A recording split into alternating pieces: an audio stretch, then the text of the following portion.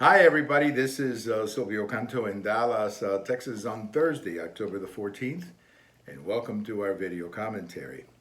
You're going to be hearing a lot over the next couple of months about something called supply chain. Supply chain. Now, for those of you who took logistics or business administration courses in school or read books about those things, supply chain is nothing more than, the mechanism, the organization, the process by which a product goes to the consumer. So, for example, a car is made, let's say, in Mexico. That car is transported to the United States and then transported to wherever, and ultimately it ends up in your dealership where you buy the car. Well, that whole process is called supply chain. And, it's something that most capitalist economies understand quite well and do well at it. Unfortunately, because of the pandemic, many of these supply chains were disrupted. But it wasn't just that, it wasn't just the pandemic. What we're facing right now is a shortage of workers. You're seeing that in LA, where the port of Los Angeles, one of the most important entry points from things that are coming from Japan and Asia and so on. That port right now is backed up because they don't have enough workers to unload these ships. And it's demonstrating itself in other areas too. So what you have right now is the possibility of very serious shortages, not just for Christmas, but overall in our economy, where you may walk into a store and see an empty shelf. And when you ask the manager what happened, and he said, well, we're not getting the product.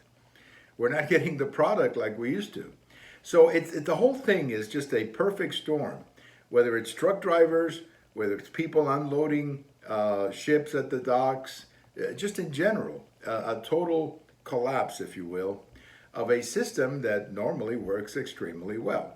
Now, the question a lot of you are asking, perhaps, I was asking this question is, why did President Biden wait until this week to talk about this problem? They had to know this was coming. I've been hearing about this for weeks, that this was coming.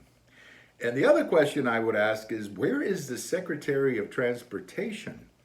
Where is this person? How is it possible that we have not heard from the Secretary of Transportation, who you would think would be the person most responsible for this particular problem, or at least to solving the problem? Well, as it always happens with the Biden administration, nobody's in charge. Everybody is either making movies like the vice president or doing something like somebody else. It's just an organization where there doesn't seem to be an organization. That's unfortunately the way it is. So what does it all mean to you, and what does it mean to me?